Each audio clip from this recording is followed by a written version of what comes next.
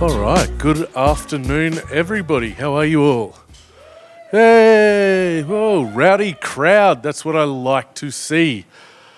My name is Turvo. Dad's from Finland, so I get a funny name. I used to have a funny haircut, but I decided to grow up a little bit and run the solar-powered do. So, what do I do for a living? Why am I up here? I am a street art consultant. As far as I know, there aren't too many street art consultants because I kind of made the job up and then got hired for it. So people talk about what do I want to do when I grow up. I didn't know, so I've just done a lot of things and it seems to have fallen into this space.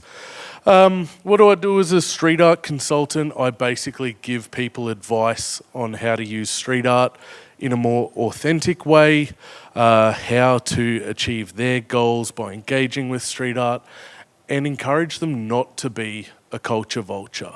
To me, a culture vulture is something we see a lot in street art, which is people that come along and go, oh, sweet, there's an opportunity for a paycheck. They want to bring in murals. They want to do those like butterfly wings, all that sort of stuff, and then not really pay respect to where it came from, the art form that built it. So on that note, I would like to pay respect to the traditional owners on the land we meet today, the Yagara people. Something important, I think, acknowledging where you've come from, because by acknowledging where you come from, you can have a better idea of where you're going. So I would like to pay respect to the elders past, present, and emerging. They too have a strong culture of art and drawing their pictures on walls, so I feel closely to them. Now, this is me with the Lord Mayor of Brisbane, Adrian Schrenner, which is sort of how I started into this line of work. One night I was meant to be painting live. The job got rained off. I got invited in to have a few drinks. Unfortunately, the Lord Mayor of Brisbane asked me what it was like to be a street art consultant. What it was like to be a street artist in Brisbane once I'd been drinking. So I asked him if he wanted my honest opinion or my polite opinion. He said now he really wanted my honest opinion. I told him it was shithouse and it was all thanks to his government. Now, luckily for me, he listened. He asked why that was, how that happened, how we could change it. I was there with my mate Smalls, who we will talk about later. Smallsy is from Canberra. Down in Canberra, they have 36 legal street art practice walls. Think of them sort of like a skate park, but for street art. Sorry, I'm just getting used to my clickers here. So in Brisbane, we now have 3 legal street art walls. The first one was Eckerman Park in Greenslopes, just under the highway here, near the Greenslopes Private Hospital. Then we got Tingalpa, just near Wynnum Road, and Paddington Skate Park across from Suncorp Stadium. These are spaces that people can go to, freely create. Our only rules are you can't paint anything dark, anything political, or anything offensive. Within that, you're free to go. We don't set time limits, we don't set times, you don't have to book in a permit, nothing like that. I'm a big believer in less rules and just trusting people to do the right thing with that. Now, here is one of the walls in action. So this was just before Christmas. This was the Crush City block party, partnered with Brisbane City Council, the Deputy Mayor, Fiona Cunningham. We had, I estimate, a bit over 200 people come down for a day of painting in great weather. Had a few live hip-hop acts and basically repainted the entire drain. Stuff like this is something that I think most people miss out on in the mainstream world. You get to experience a little bit of street art culture, a little bit of graffiti culture, a little bit of hip hop culture, but it's generally in a really safe little box. I think more and more there is a desire for us to step outside of that box, for you guys to learn why we fall in love with it. So that's my goal today.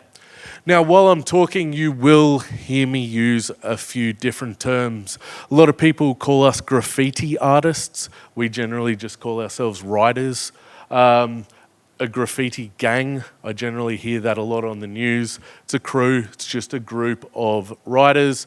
Graffiti tags, we generally refer to them as hand styles because it's something we draw with our hands. We're very clever like that. And tagging, we generally refer to as bombing. So if you hear me talking about bombing, don't stress out, don't exit. The fire exits are there, bathrooms are there, and if there are any bombs, just aim for a window. So this gets me on to Smallsy. Now, Smallsy had a great saying, because often when we're painting murals, it's quite a public art form. We're out in the open, unlike in the studio where you get to create and not have the wider world bump into you. When we're painting murals, the wider world loves to bump into us. One thing we cop quite a lot is, oh, I love that street art mural stuff. It's just that tagging that I really don't like. Well, for us, that's the foundation of our love. That's where we fell in love with art, where we fell in love with graffiti. So Smallsy used to always say, you can't love the butterfly, but hate the caterpillar. For us, tagging, hand styles, single letter, big drippy markers, writing our name on stuff, that is our caterpillar.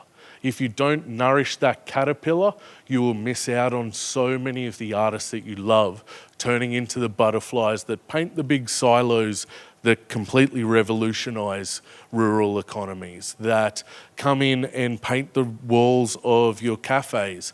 And as far as I can tell, I don't think you're legally allowed to start a cafe in Australia without a mural. I'm not sure if that's official, but we definitely seem to be heading in that direction. Now, I was really stoked to see this one the other day just before I was putting together this PowerPoint. On the right here, you have an amazing mural by a good friend of mine, Gus Eagleton. Gus is one of the most technically brilliant muralists I've seen. There's actually one of his pieces, if you go down Nicholas Street, just off to the right in a little alleyway there, is a Gus Eagleton piece. And on the left here is a Joker piece. Now, I don't know Joker, but I really love Joker's tag. I at least love seeing Joker's tag because this is such a classic example of where we all start out. That is awful. Awful in the most beautiful way. My favourite part is you can actually see where he started to write Joker and went, not big enough. 50% larger. It wasn't significantly larger. He made a design decision. In graffiti, you'll often see the iconography of a crown as well. Joker, very creative, went for a jester's hat. We love to see it. Now, often we get complaints from the wider community as well that they can't read our graffiti. It's not legible enough for them. Well, Joker is a man of the people, very legible. We love to see it. Nice straight letter style. Switched over to an A for a bit of flair so he's not confused with other Jokers. But to me, this is the birth of a caterpillar. This is where it starts. Now, I'm sure Gus isn't too happy that he spent weeks on this beautifully layered masterpiece for Joker to come in and cap him, which is painting over the top. But he did have a giggle when I sent it to him anyway. Now, similarly, this wasn't meant to be part of the presentation, but I saw this walking down here. James from the Switch City Crims. James from the Switch City Crims did this piece just up outside McDonald's there. I was literally walking down here to get set up and I was like, James, love to see it. Click it. I think that people are missing out on such a great opportunity to enjoy your city a little bit more. When you see these things, you can start to break it down. Later on, we're going to go through where this goes to, some more technical skills, a bit more flair. You start to see closer to that professional end that everyone appreciates. But again, here we have super legible, except instead of an E, he's gone a 3. Very clever. We've got the crown coming back. Or is it a jester's hat? Maybe he knows Joker. And switch city crims with the arrow. If you're ever unsure about how your graffiti is going, just add more arrows. The more arrows, the better. I love to see it. So, Da Vinci's Vitruvian Man, most of you will have seen it. It's how they sneak inappropriate images into galleries these days. They won't let us have graffiti, but they will put doodles there for hundreds of years. But not many people know this. Da Vinci's Vitruvian Man was actually a demonstration of graffiti basics. As you can see with the Vitruvian Man, it shows the movement of the body, the legs, the arms, the whole human figure. With this, it's important to understand because that is the basis of graffiti. It is impossible to paint a piece, or a good piece anyway, maybe James and Joker are a bit different, but you can't paint with your feet planted. You must have your feet apart, bit of a bend in your knees, and start to get some movement. When we're doing curves, we're not doing this. We're actually conscious of how our body moves. With that, you can start to see, is the artist right-handed? Are they left-handed? How big was the tool that they used? What was the distance from the wall? There was an artist that I was helping a few years ago, and I could tell that he wasn't moving his feet because on the left side, the can was blowing out. He was getting uneven lines. When we're painting curves, you'll see us move our bodies quite a lot. So if I'm painting this way, I'll turn my body to get that curve to use my shoulder. When I'm painting curve this way, I'll turn around this way and use it. What you're trying to do is follow those beautiful natural lines. It starts to become a dance. You start to get that whip back. With a tag, it starts to be more in your wrist. You've got very similar curving motions where we start to flick it, throw the can. It's a really beautiful process. A beautiful example of that is Soffels. So this is a piece that was painted down at the Eckerman legal walls that I showed you before. As you can see, Soff starts off with a very traditional tag type approach. This is the speed that he actually paints at. It is not sped up at all. But from that tag, he starts with his fills. You can see the tapered lines start to work their way in there. You can see at the top of the piece, the big flares from him naturally using his body, whereas the curves are going to be more in around body height.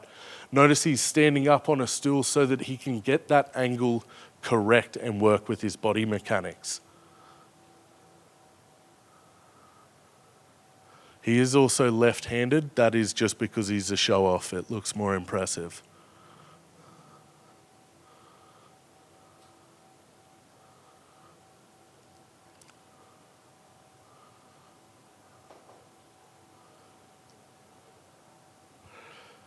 You can also see the variation in the speed that he's moving at. So with spray painting, you have the cap that you use to change that. You have the distance, but also the speed. Once you've been painting as long as Russ, you just naturally feel your distance from the wall. But to get those tapered lines, he's having to adjust how far he's moving it, how he's flaring it, how far in and out from the wall he is at all times. Most people don't ever get to see us in this part of the process. It's something that can get in a lot of trouble for, so you tend to hide it. But examples like this, I think, really start to open people's eyes into what's possible.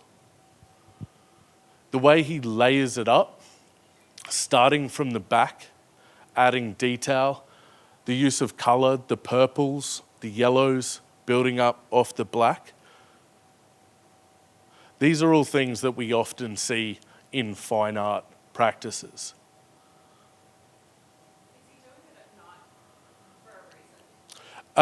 Yeah, so Softs is actually so famous that he tends to paint at night just so he can actually paint. I've painted with him a couple of times at events that I've put on, and he's just shaking people's hands so much that often he will sneak out at night to do this. So you can start to see that full body swing in there. Now that I've shown you, can you see more of the body movement through the piece? So with that, you can tell roughly how tall someone is. You can tell whether they're left-handed, whether they're right-handed. No, that's not what I want. Get out of here. Sorry, can you tell this is my first time with this new clicker? There we go. Beautiful. So Softs is always the best example of trying to convince people to enjoy graffiti. I see a lot of my job as being the graffiti propaganda tour. It's my job to convince you all to start to appreciate graffiti a little bit more so that when you do engage with a street artist, you don't go, oh, I like that street art stuff, I just hate the tagging. I want you to start to see more of what we see. Now, with tagging, it is a lot like any sort of font or typography. There are many approaches to it, many styles with it. You start to see people develop their own styles, and again, that comes back to their own body mechanics, whether they really enjoy straight, square, rushed letters, whether they like something flowing and smooth. This is a piece, little tag by my friend Jordash. Let's go through it here. J is off the screen. O, R, D, A, C, E. And then some flourishes. No, sorry. H, there we go. And the E is there. There we go. Sorry, even I got lost in that one. It's weird being that up close to it. So this is more the straight letter style. These are always fun with whiteout markers, always very popular. The tools we use, again, come in to inform our work. If we go back and look at Russ's piece, it's no longer showing there, fantastic. There are a lot of flares, a lot of variation in line. When we start to get more straight letter styles like this, the tool is actually limiting us. You can look at that as a limiting factor or just something that you're going to work with. So as you can see, there are more drips, there's more focus on the angular or the uniformity of those letters. Just as there are differences between using acrylic versus watercolor versus oils. The artist understands that there are limitations and there are benefits to it, so too do we understand that with our tags. Now this here is Geordie's work as well. Geordie is a post-graffitiism artist. So graffiti's been around now for about 50 years, depending on where you link it back to, but about the 70s is normally a pretty good point. With the art form being 50 years old, we've now developed into post-graffitiism. So post-graffitiism looks at what I'm talking about. It looks at the movement, the flares, the tools, the colours, and it starts to bring it over into a more abstract fine art world. As you can see here, you're seeing exactly the same sort of styles that we saw in Soffel's work earlier. You're seeing the blending, you're seeing the building from the back to the front. You're seeing the highlights, the heavy reliance on line work and body movement, but it just looks a little bit more at home in an expensive house.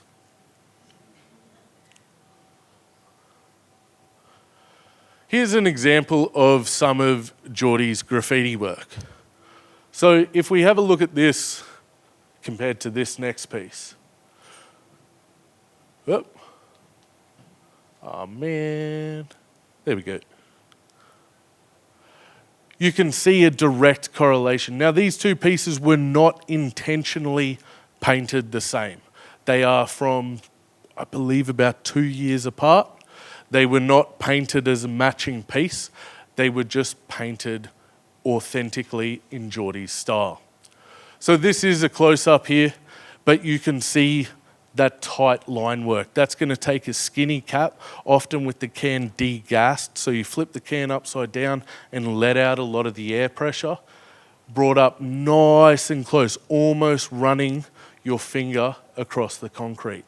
Up the top here, you've got the beautiful flare of the turquoise coming in to break up that orange. Moving off the black through the maroons into the yellow. Most fine artists tend to work from the front through to the back. Graffiti artists work from the back through to the front. We flip things on their head. That means that you can get these beautiful crisp highlights in there. You can get the deep fades in the background by layering paint on paint on paint. The paint that we use is highly pigmented. It is very opaque. We layer it over the top of each other so it works perfectly when it comes to canvases. How am I going for time? 5 minutes. Beautiful. So this piece here, it is at home in most galleries, most expensive pieces, expensive collections. Again, here we see that natural movement. You see the mix of the organic with the geometric lines. You can almost see, I see like a bad temper in this piece. You start to see more of the artist's emotion. Generally, if I'm quite relaxed, my paint strokes will be very relaxed with it. You'll find I'm blending more. I'm creating deeper colors. If I'm angry or annoyed, I'll be rushing through a piece. You'll see a lot of chaos in there. You'll see a lot of angular movement. For us, it doesn't matter if that's with 2 feet, bent knees, throwing a can around, flaring it at the ends, or if it's with a paintbrush. I think that Geordie's work is one of the clearest examples. But if we go from that and we work our way all the way back through to young James and the Switch City Crims, you can already start to see a mix of those geometric and organic lines. You can start to see the early stages of them letting a pen swing with their wrist. You can see them naturally, without overthinking it, without stressing, oh, does this look like James? Does this look like a portrait? They're just getting out there. And that's half the battle. We don't do this for your appreciation. I have never met a graffiti writer in my whole entire life that said that they care what the general public think. It is one of the last pure art forms where artists paint for themselves and for other practitioners in their field. When you start to appreciate it, it changes the way you view the world. I walked past this piece today and I had a giggle because I remember painting pieces that badly last week. But it opens up the way you view the world. You start to have a little scavenger hunt. You see people who inspire you, who push you to do more, who make you want to pull the marker out of your jocks and go and put one up next to them.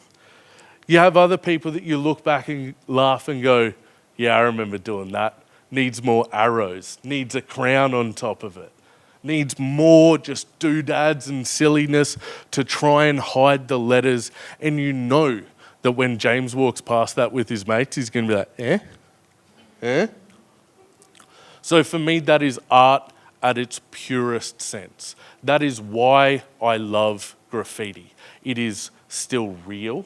It is still done by genuinely enthusiastic practitioners. We do it for free. Most even risk their freedom to do it. So for me, it breaks my heart when I see culture vultures swoop in, go, this is a culture that has built itself in spite of the situation, not with support from the situation, and then they come in and they try and scoop the money when we've finally made it. This is an art form by the practitioner, for the practitioner, and we would love to have you involved, but if you don't want to be, we're okay with that as well.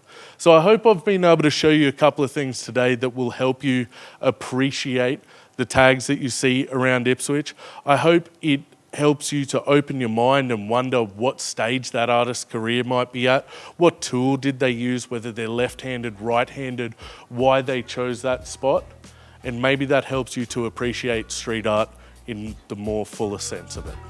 Thank you very much.